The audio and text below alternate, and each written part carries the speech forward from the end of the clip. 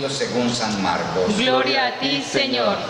Jesús y sus discípulos atravesaban Galilea, pero él no quería que nadie lo supiera, porque iba enseñando a sus discípulos. Les decía: el Hijo del Hombre va a ser entregado en manos de los hombres, le darán muerte, y 3 días después de muerto resucitará. Pero ellos no entendían aquellas palabras y tenían miedo de pedir explicaciones. Llegaron a Cafarnaúm y una vez en casa les preguntó de qué discutían por el camino. Pero ellos se quedaron callados, porque en el camino habían discutido sobre quién de ellos era el más importante. Entonces Jesús se sentó, llamó a los 12 y les dijo: si alguno quiere ser el primero, que sea el último de todos y el servidor de todos. Después, tomando a un niño, lo puso en medio de ellos, lo abrazó y les dijo: el que reciba en mi nombre a uno de estos niños, a mí me recibe, y el que me reciba a mí, no me recibe a mí, sino a aquel que me ha enviado. Palabra del Señor. Gloria a ti, Señor Jesús. En este pasaje del Evangelio, nuestro Señor comienza diciéndonos que no quería que nadie se diera cuenta que iban por aquel camino, porque iba instruyendo a sus apóstoles. Debió de ser algo muy importante, y ahorita lo vamos a ver, lo que les venía diciendo, como para no querer que nadie interfiriera en aquella formación que quería darle a la mente y al corazón de los apóstoles. Era algo muy importante, algo fundamental, que necesitaba que estuvieran totalmente atentos, que nada los distrajera. ¿Qué quería nuestro Señor instruirles? Bueno, pues quería hacerles ver quién era Jesús. Y hacerles ver quién era Jesús, porque a veces cuando nos toca enfrentar cosas que duelen, cosas que exigen sacrificio, cosas dolorosas, pareciera como que nosotros cerramos las cortinas de los oídos, del corazón, de la mente, de los ojos, para no ver, ni oír, ni entender. Nuestro Señor les venía diciendo precisamente: voy a padecer, voy a morir, voy a ser crucificado, aunque luego voy a resucitar. Esto es muy importante en la vida de los cristianos. Jesucristo es cruz y resurrección, es calvario y resurrección. No podemos nosotros pensar en un Jesucristo solamente crucificado. Eso sería un fracasado. Tampoco podemos pensar en un Jesucristo solamente triunfante, porque eso no es lo que el Padre Celestial quería que su Hijo realizara, sino que llegara en una total obediencia hasta lo último, hasta la muerte de cruz. Se puso en nuestro lugar para librarnos a nosotros del fracaso, de la muerte, para vencer Él a la muerte, para purificarnos con su sangre. Por eso Jesucristo venía caminando e instruyendo a sus apóstoles en algo que era muy fácil que ellos no quisieran oír. De hecho, un poco antes, San Pedro le había dicho: eso jamás te va a suceder a ti. Y nuestro Señor le contesta con una palabra muy fuerte: apártate de mí, Satanás. Es decir, quítate de mí, porque eres una tentación para que yo no cumpla con la voluntad de mi Padre. Por eso quiere que estén muy tranquilos, muy serenos, para instruirlos en el camino de la cruz. Y aquí yo quisiera decir, en los planes humanos, la cruz no es agradable, no la tomamos en cuenta. Sin embargo, es necesaria. Muchas veces es necesaria la cruz. Y no me refiero a que nos vayan a clavar en una cruz, pero a veces necesito clavarme, si soy estudiante, clavarme en mi casa para profundizar en mis estudios, en mis tareas, clavarme ahí y renunciar a cosas agradables sensiblemente para poder yo también crecer y realizar la encomienda que el Padre Dios me hace. Para un padre de familia es lo mismo. En muchas ocasiones existe la tentación de huirle a esa cruz de la generosidad en la entrega a su propia familia y andar más bien en otros lados.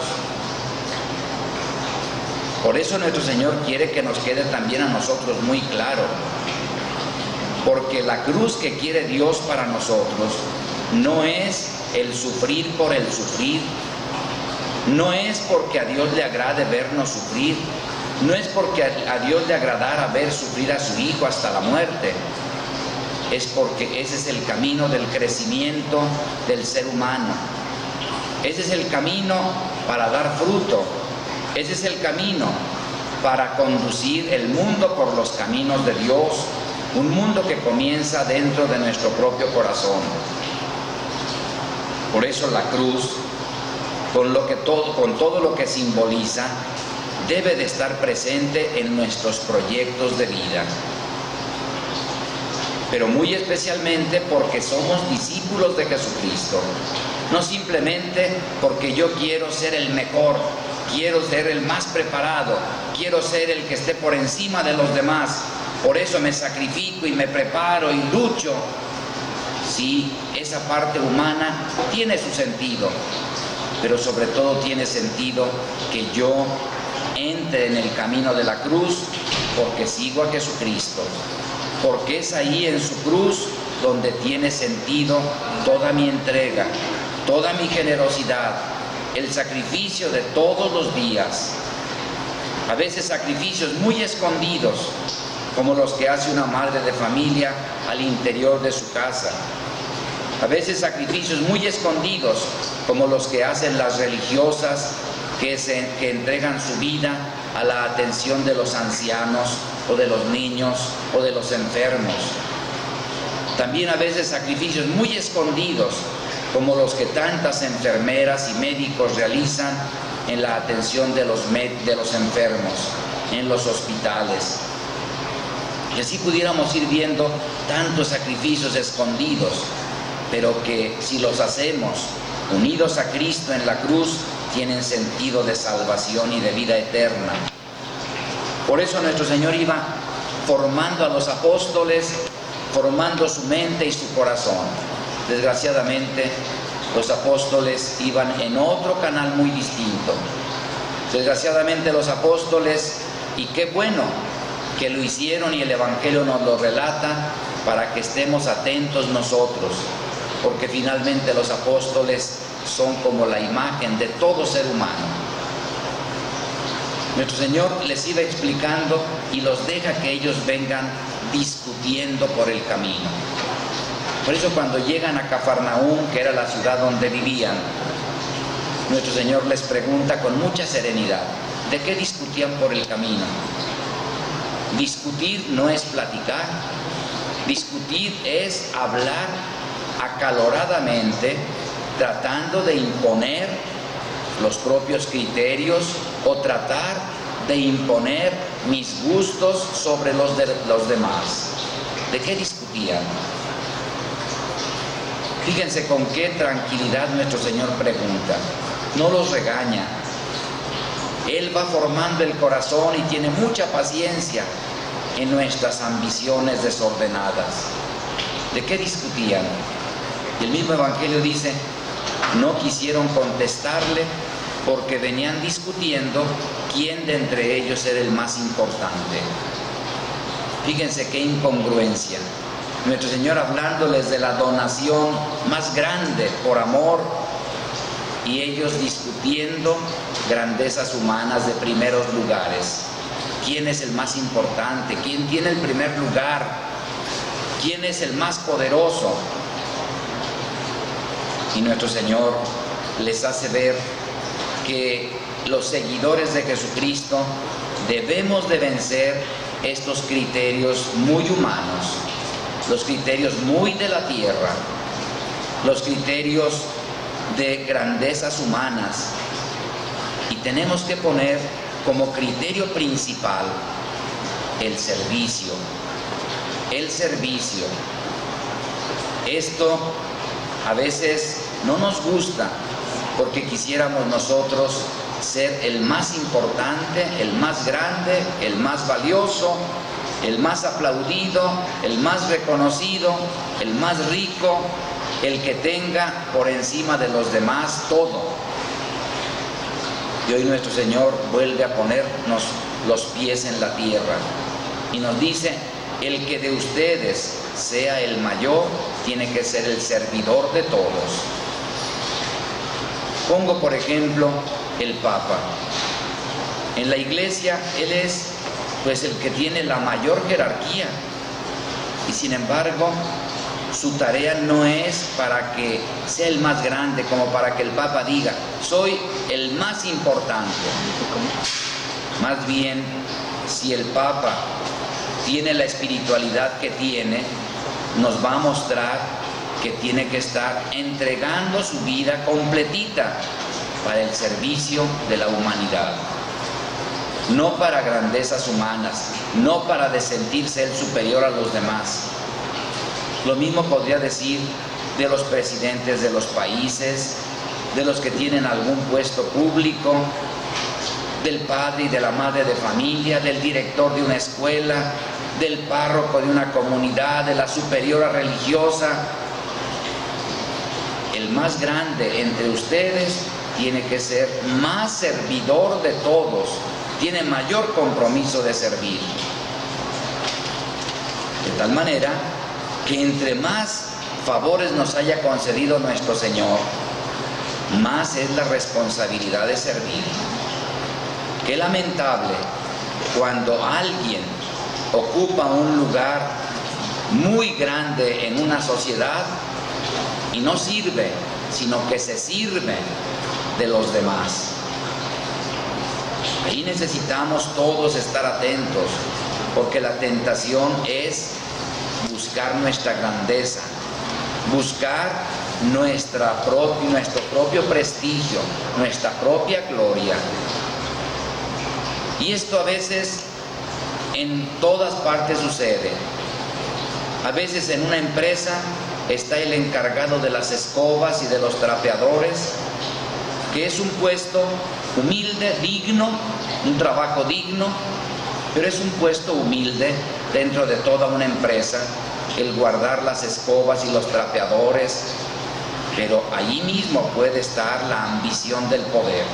Aquí tienes que hacerme por triplicado la solicitud para que te preste una escoba para que limpies el lugar de tu trabajo.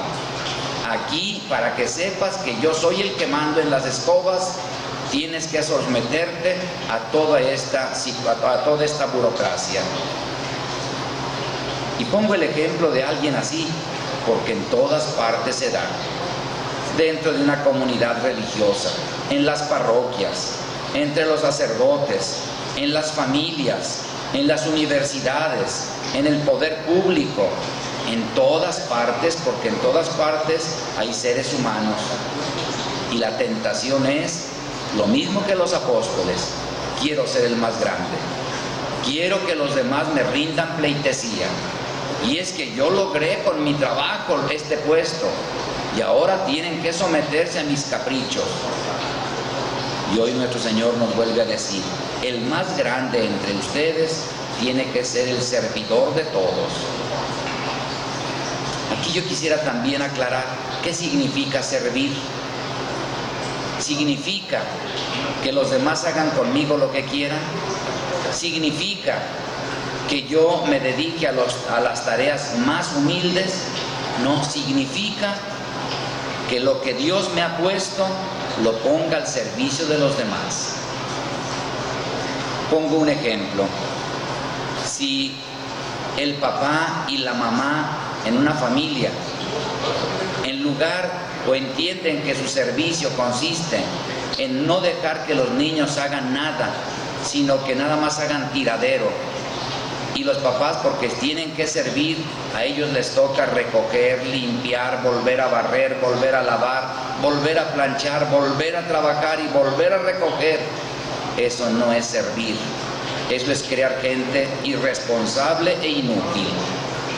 El verdadero servicio de un padre de familia y de una madre de familia es formar personalidades fuertes, maduras, que a su vez sepan usar los dones que Dios les ha concedido y no que estén esperando que todo se les dé hecho.